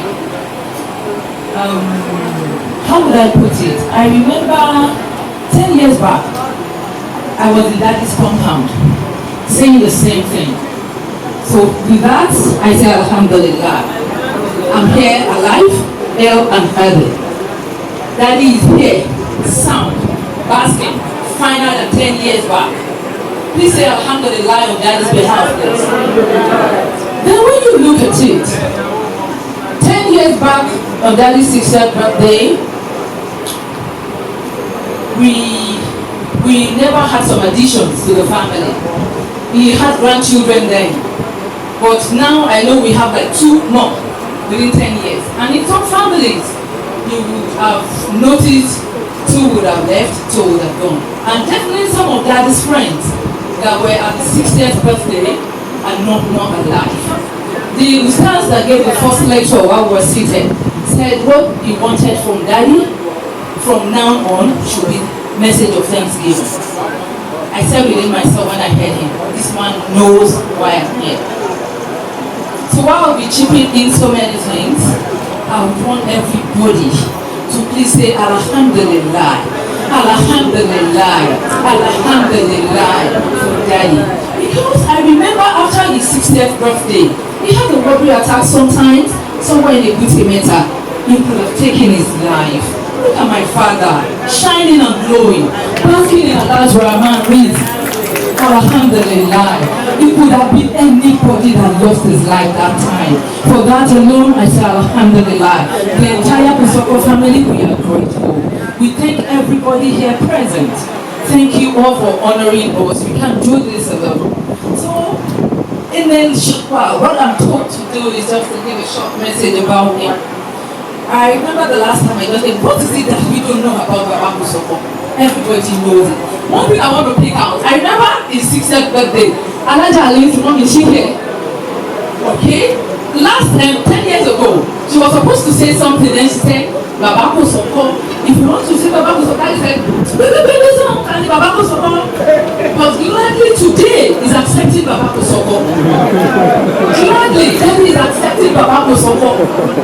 No, why would he accept Baba Kusoko? He will accept Baba Kusoko because he has seen that age in me. Even before his children, he has accepted it. You understand? When Uncle Akin was saying something, he said, he's a very tough man. I had my dad on my status. So many new friends that I just met are like, oh, Pika, is this your dad? And I'm like, yes.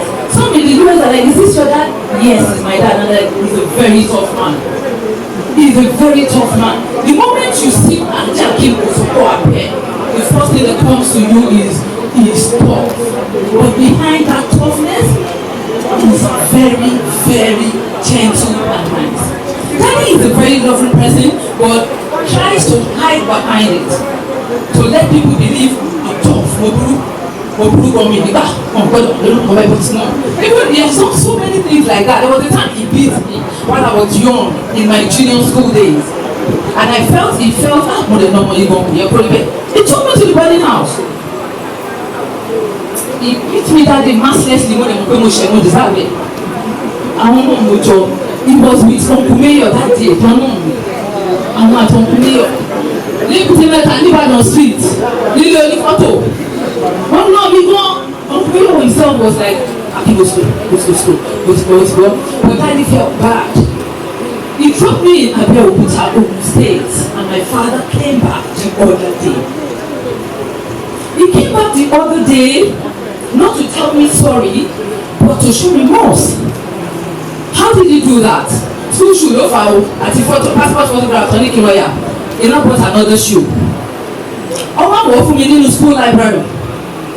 And the teachers and the principal were like, everyone, you see like, but he just raised the bell. He had to help me with the sandal and said, this is final than the other one. Just to draw me closer. About it for what to go Mori, I say, that's the kind of person my dad is. Then another thing is, like we all know, is a no-nonsense person. Daddy will tell you, I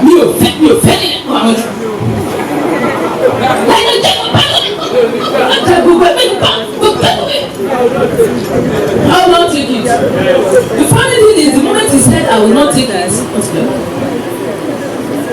so I just try to wonder how he manages to mix that trait, that Monego, activate and soft mode. Then at times, Tomati tough from the door, mommy used to be our savior of them. People say, man, they want to like everybody out of the sitting room. Just because he wants to see it. And mommy will be like, but that not cooking again. So the next day he will now come with lots of yogurts. Then yogurts were not ready. Yogurts, that one, everything. You now sit in the corridor, sharing with everybody. So that I'm going to share it, do that, everybody is watching you and all that. You understand that kind of thing. Look at the things because then if you look at most of us, we are girls, we have just a guy. Most of us have that trait already in him. This is what I want and that's what I want. You got it from him. So some of my friends will be like, people you should go, Bruno, only principle. Baba, I know figure. They know me. You understand that kind of a thing? That I don't want this, I will not want it. This is what I want, that is where I'll stay.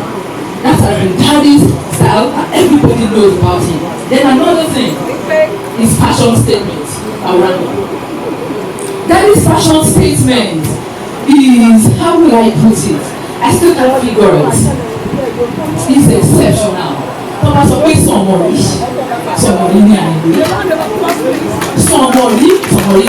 I will have some people who say, and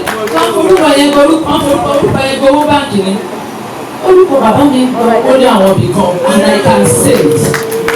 tí mo bá gba raw cash fún mi ó fún mi ní dignity and honour in some places. I went to Lagos State University, LASU. It's a Lagos State University school that we have so many things that involve Lagos. So I have opportunity living with some people or some things involving Lagos. So when I get there and I say I'm a JB Kosoko, they ask which of the Kosoko. I have them gidiga. Akin Kosoko, they will now ask me which one. I say choose one, either this or that. Either the special one or the Islamic one. You understand what I'm saying? So when you say owó kan ṣe gbowó, orúkọ bàbá mi, as in the mention of Akin Kosoko, ó ṣí àwọn ilẹ̀kùn lè kàn fún mi. Daddy, I want to say thank you. I appreciate you. Thank you for everything. Sincerely, I am glad I came through you. I would say that over and over again. I'm glad I came through him. My friend asked me, how do you mingle your life? Social today, then the next minute they see you are in complete Buddha. Then they told me, when you see him, they will know. You see my daddy at the forefront of Asalatu. In the evening, he might be in the party. And I took everything to my match daily. I learned one or two from him. Then it was from my daddy I got to know that blue is not just color of men. I've seen my daddy in yellow. And I was fascinated. You imagine when a man is in yellow. I was strict. Some other time when Mali Guinea was raining, I saw him in purple Guinea. I said, wow. So, these are the kind of things that attributes we see from daddy, and it's just like daddy is somebody who tell you for less. So I think I will wrap this up here because my own siblings will have to and someone else has to join over the Zoom. I would love to go on and on, but I can't. Thank you everyone for coming. I appreciate everyone. God bless you. A round of applause, please, for the people who support. Please put your hands together for her. God bless you. Quickly, before we take this one, ladies, can you just stand up for recognition? Thank you. Ladies. Let them celebrate. This is your name. Good afternoon. What's your name? What's your name? My name is Aderoke Adikosoko. What are we business? Good afternoon, all. My name is Omotala Kosoko Owonikoko. Presently, I'm a real estate home. Thank you. My name is Adebike Kosoko. Miss, I still remain my miss. I'm a serialpreneur and I'm into e-learning services. Thank you. I'm Adenike Akintola Kosoko. I'm into business. I am Owumi Adetoroni Kosoko. I'm self-employed. I actually am a project manager at the Delta State Civil Service Commission. Can't you see that they're blessed? Put your hands together for them. God bless you. We're moving on, and because not all the children are presently here, we are soon now. We're going to take a congratulatory message from Mrs. Aderoju Adekori. Whatever it is right Good now. afternoon. I like how my voice said my name is Tolia Adekori. I'm a proposal manager with an aerospace company. I also run series of business with my wonderful husband. And that's my beautiful son. Say hi. Hi. So yeah, hi everyone. It's really lovely to see everybody celebrating my dad. I just want to say thank you to everybody for coming over and celebrating my dad. We have few people on Zoom and we also have people in person who appreciate you guys. And I know people have said a lot. I'm not going to be able to match that speech, okay? So I'm just going to say it the way I know how to do it. That was a beautiful speech. She said it all. She basically described my dad exactly the way he is. I just want to thank my dad. I want to say thank you for all that you've done for us. I'll just say a little bit of a story. Growing up, even till now, I get a lot of messages saying, God, you look like your dad and everything. Sometimes I frown my face about it, but to me, it's the greatest compliment ever. Because at the end of the day, telling me that you look like my dad makes me get very close to my dad. I just want to say thank you, Daddy, for giving me that gene. Even my son, he looks like your last one. So thank you for that gene. It's something that I love, and I really do appreciate it.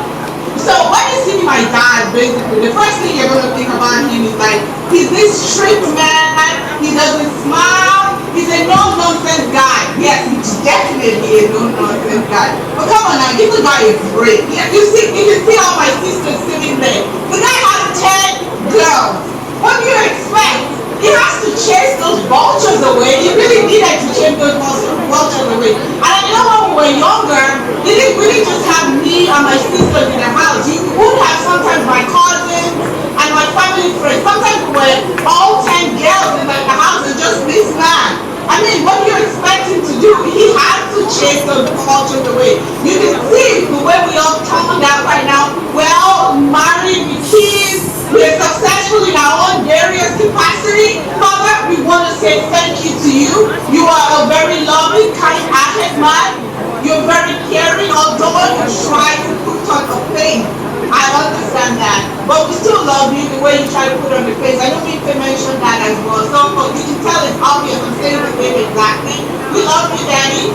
Another thing I want to point your attention to, like people mentioned about how she was in school and my dad tried to come back and everything. Well, my dad was known at every school that we went to, taking from the nursery days to the university days. You will know, my friends and some other people will say, oh, the yellow man is in the building. Yes, that yellow man. You know, his color doesn't help at all. He would stand up from the ground, my dad is there, and if you do any nonsense, just like people mentioned, that man will give you some nice whooping. It doesn't matter what it is, he will whoop you where you are. So my dad did all that, but we still love him the way he is, because with all that behavior, he has instilled a great moral in us. The greatest gift that my dad has given us is not about the clothes, the shoes, the toys, or the parties that he's thrown for us. Yeah, he is a socialite, likes parties too much. Not about all the parties that he's thrown for us. It's the moral that he has instilled in us. He is a very hard-working man. I am using that moral today, and I'll continue to use it. I want to say thank you, Daddy, for those morals that you have instilled inside of us. We bless you for doing that for us. It's a wonderful gift.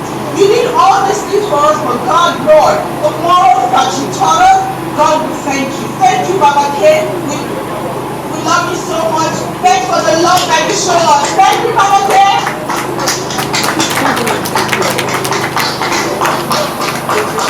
Thank you. Thank you, Dereju. Thank you, Dereju. Hello.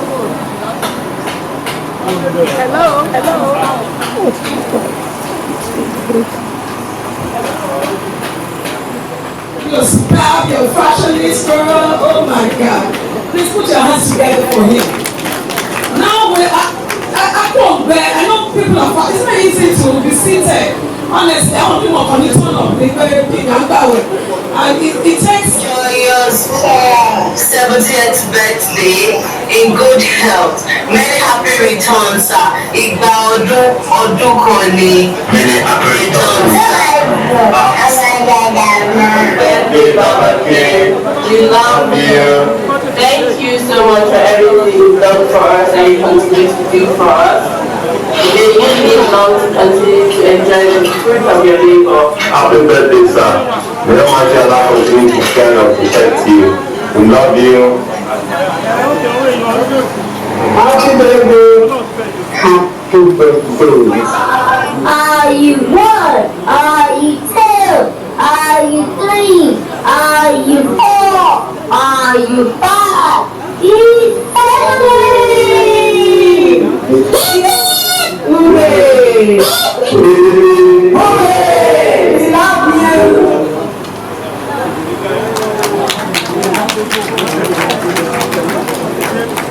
Please put your hands together for all the children. They've done so well. It's not easy to put up those videos. Sorry? Yes, put your hands together for them. If I'm talking about the children, they are united now. Put your hands together for them. You have done well. God bless you.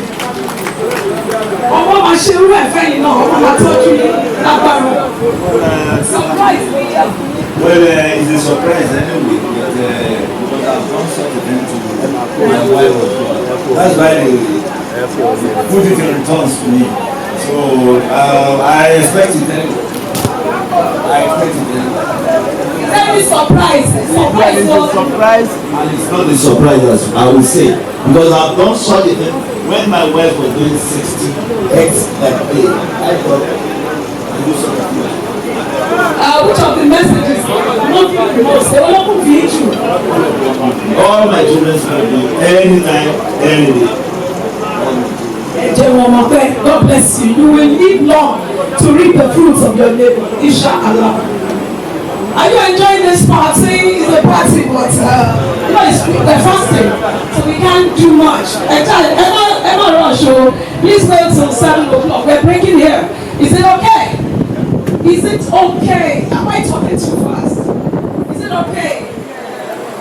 We're moving on now, and before I call Alaji Ojikutu, one of the residents here, she's a retired colonel, Mrs. Adewi. She wants to come and talk and also present a gift, though it's not yet time for gift presentation, but I must allow her, please. Let her come. Mrs. Thank you very much. Mrs. Adewi, please. Are you here? Okay. She was with me. Mommy, where are you? Okay, well, I will continue. So I'm going to call my brother, Alaji Ojikutu. Oh no, wow. I want the Prince Mansogon. He's so proud of Bode. Oh my God, will not be any introduction about Bode. It's always like, Abro Mini. Will not be telling me.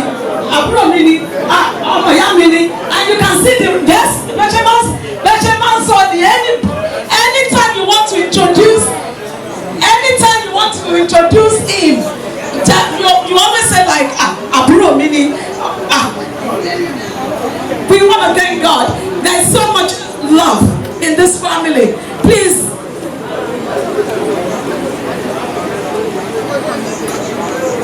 Alaji Bode Choti Yasa. Ever before I can let you allow Akbar since it's Ramadan period. Thank you very much.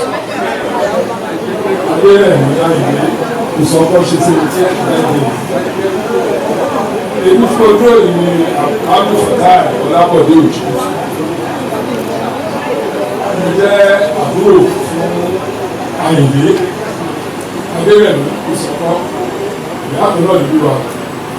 He's a nice man, very caring.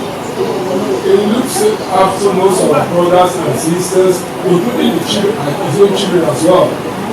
He's a jolly good fellow. He is among the elders in Lagos. He's a member of the Good Club, past president, Total Club of Nigeria. He's a member of the Yoruba Tennis Club, member of Finance Club, a social man, decent, respectful. Well, he's a tough guy, very tough guy. At the same time, we believe it's not really because the kind of person which and we live together with some of his friends, notable Alaji Boshele and Alaji Oladi and Alaji Ibrahim Agara. I used to call them the Big Four. They are so close. They've been together over almost 50 years. But some of them are their friends as well. Because before Alaji Shelebo Niraki, we are friends. We go to America. Alaji Shelebo. So, I thank God for his life. And by the grace of Almighty Allah, he will be 75, 80, 90 in good health. And with what God always say, Ọlọ́run máa sọ ìwé kẹ́yìn ọ̀rọ̀ gbogbo wa. Owó ní àtúnṣe gbogbo lẹ́yìn àlàáfíà. Ọlọ́run àti àgbà fún ẹ̀rọ afárá ọmọ Nàìjíríà, Ọlọ́run àti ọmọ ọdún ẹ̀dá. Àtúwò lè fẹ́ dúpẹ́ ọjọ́gbọ̀n ìdúpẹ́ fún gbogbo àwọn táwọn ọdún. Most especially, Alájà Amúdàlá pé èṣù. Àwọn ọlọ́dún gẹ́gẹ́ bí ìyàfọ́ ìrìnkà láti láti kékeré. She really take care of us. Because we lost our mother about 56 years ago, precisely. Alaji Akin was just 14. out of 12. Then she stood by us, including her mother, late Elijah Fabila Fabila. I thank God that they will be there for us when we need them. And God Almighty continue to bless Elijah and that day issue. And I want to use this opportunity to thank my sister, my wife, my mother, Elijah Aramide, military to support. Èmi mo fẹ́ Elijah Ìfúnwàkí. I'm proud to say that today. So mo lè rí pé mo dúpọ́ lọ́dọ̀ Ọlọ́run pé ìyàwó dára ni. And may God continue to bless you and bless you. And gbogbo àwọn àtàwọn ní bí lónìí ẹ ṣeun mo dúpọ́ lọ́wọ́ yín. Ilé àti ọ̀nà tẹ̀ fi sílẹ̀ ẹ̀rọ àwọn bàbá mi ló tì í. Gbogbo náà ló ta wà nínú oṣù lẹ́sẹ̀ gbogbo ẹlẹ́sẹ̀ gbọ́dọ̀ bá ẹ̀ṣẹ̀ gbọ́dọ̀. Ọlá bísí lára mọ́ ìwọ̀n. Àlámọ̀ ṣe wá gbogbo wa. Àlámọ̀ ṣe alákàtúntà ọ̀wá lọ́wọ́. Gbogbo tó dánú ayé ẹ̀ ló ti lò wọ̀ tẹ́lẹ̀ tó kékeré ló máa jẹ́ sí ìlú wa. Ó ti wá òkò pẹ́ tó láyé òní máa sáré ọ̀gá. Torí láàárọ̀ ìgbésí nígbà tó sọ pé màá ṣiṣẹ́ lọ. Ó ti ẹ̀ jìnnà sí ẹ lórí WhatsApp 75 years. 75 years. That's great. So, mo fẹ́ kí gbogbo àwọn akẹ́kọ̀ọ́ ní wọ́n ti kọ́ wọ̀nyí lápọ̀ gbogbo ìlú ẹ̀kọ́ ṣoṣo aláàbí all I want to say now is just prayer. Ṣúra mẹ́rin ọ̀lẹ́ wà ọlọ́run fi ju àlọ́. So gbogbo àwọn akábá rẹ̀ ta abẹ́yọ́ màtẹ́ tí ọmọ náà máa fi ju àlọ́. Pàápàá tí ó ṣe ọjọ́ ìdílé ṣúra náà kí ní níwájú ra ìkéjì ní alámẹ́ṣọ́ ọ̀lẹ́ ìkẹta ní nínú àtàyè ìkẹrin ní ìsájà. So àkọ́kọ́ bẹ̀rẹ̀ pẹ̀lú àtàlà àtàlà wà ní ìgbàgbọ́. Ìjọ tí gbogbo bàbá fẹ́ ṣe àkọ́kọ́ ṣe àtàlà. So àtàlà tí wà fún ṣe lóko kí ẹ sọ̀rọ̀ àtàlà ní ìgbàgbọ́. So ìsúlì láyé àmọ́ ìrìnà yìí wọ́n jà ọ̀lá ìní sáṣàjà wọ́n wá jà àtàlà tó kàwà kọ́kọ́ wọ́n là ń ká lákàdúrà wọ́n là ń sáfà Baba, push it for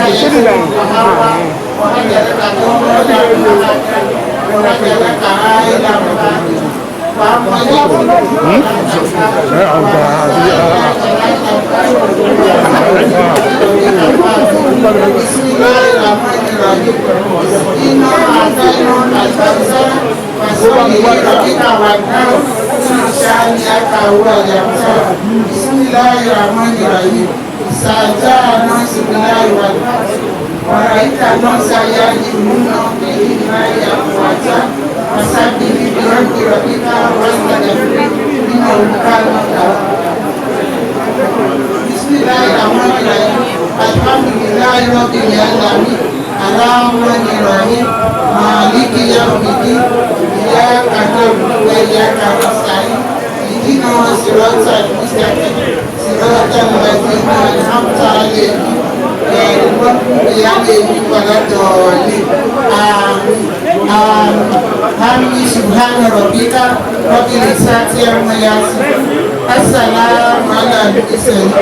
Alhamdulillahi rabbil alamin. Sallu ala How old are you? Wow, you're looking so beautiful. Standing straight. God bless you, ma. God bless you, ma. Okay, we're moving on. And I'm going to thank God that he's here. I'm going to invite our fathers. One of our fathers. Our father, Alhaji Sikiru Alabi Mafoy, is the Bashorun Adini of Lagos. Ọmọ bẹ́ẹ̀ ṣe dé ní dájú ẹ̀ máa bínú sá o. À ń pè ìké wọ́n sọ nípa Prince àbúrò yìí. No, stand up, DJ go check it out. No, I'm not talking about that. That's it.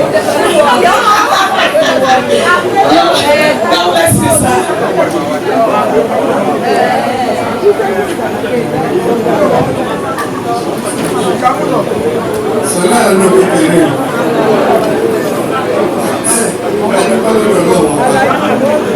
Adúpẹ́ lọ́dọ̀ lọ́wọ́ bá lẹ́kọ̀ọ́ sí. Ẹ̀jẹ̀ ká àwọn ìgbéláwà ní ìhàmìlá ẹ̀rọ ẹ̀dúpẹ́ lọ́wọ́ pé Akeem ṣe 70 ní èmi. Ọpẹ́ ni fọlọ́wọ́ wípé àrí ọjọ́ ìlú. Ọlọ́run tí ó rẹ̀ ti ń ṣe ìrànlọ́wọ́ àti ìkẹ́ títí wá di ọjọ́ ìlú kọ́lọ̀ máa dá ìkẹ́ náà dúró, ó máa dá ìrànlọ́wọ́ náà dúró. Inú mi dùn gẹ́gẹ́ bí àìwá ṣe introduce ó ní kí wá sọ nípa àbúrò mi. Tó gbogbo èèyàn ti mọ̀ pé Akeem kì í ṣe àná mi, àbúrò mi ni. Adẹ̀ tí abẹ́ ti pẹ́ torí tí àwọn èèyàn tó bá rí ìyàwó mi á lò ní àbúrò Akeem wípé wọ́n jọra wọn, wọ́n fi pupa jọra wọn. Ó dàbí pé àwọn pápá máa ń dọ́gba. So Akeem jẹ́ ẹni tó ní akíkanjú tó lè fẹ́ràn èèyàn, ó fẹ́ràn àwọn ọmọdé gan. Tó fi jẹ́ pé ẹ̀yìn náà rí pé gbogbo ọkùnrin tó bá nífẹ̀ẹ́ ọmọ wọn máa ń gbé obìnrin gan. Ẹ wo mo ti gbàgbé orúkọ ànábì tí Musa tó lọ bá pé kọ́ fún ọ lómi tó kó gbogbo ọmọ ẹ̀ jáde obìnrin ní gbogbo wọn pátápátá tó wọ́n lè ní ìlọsíwájú wàá ṣọ̀pọ̀lọpọ̀ ọdún láyé pẹ̀lẹ́ mi gígùn àtàlàfíà rẹ̀ lọ́wọ́ àdàbọ̀ sí lọ́wọ́ àgbàdo àwọn ìṣẹ̀lẹ̀ àlànà ìdíkẹ̀. Mo fi àsìkò yìí kí àwọn ọmọ mi Alájà Mojísọ́lá Makoy ẹgbẹ́ bá mi make her welcome please. Àwọn náà wọ́n fashionable wọ́n lè kàn dìde for recognition. Thank you very much. She's beautiful. We love her. God bless you ma. Thank you very much. You're welcome. Yes, my mommies. Mo fi tọ̀wọ̀tọ̀wọ̀ dárúkọ yín mà Alájà K.A. Shutu. Ẹ wá sọ nípa àbúrò yín. Yes ma. Just for like 2-3 minutes. Thank you ma. Ṣé kí n mú microphone wá? Should I bring the mic? Yes ma.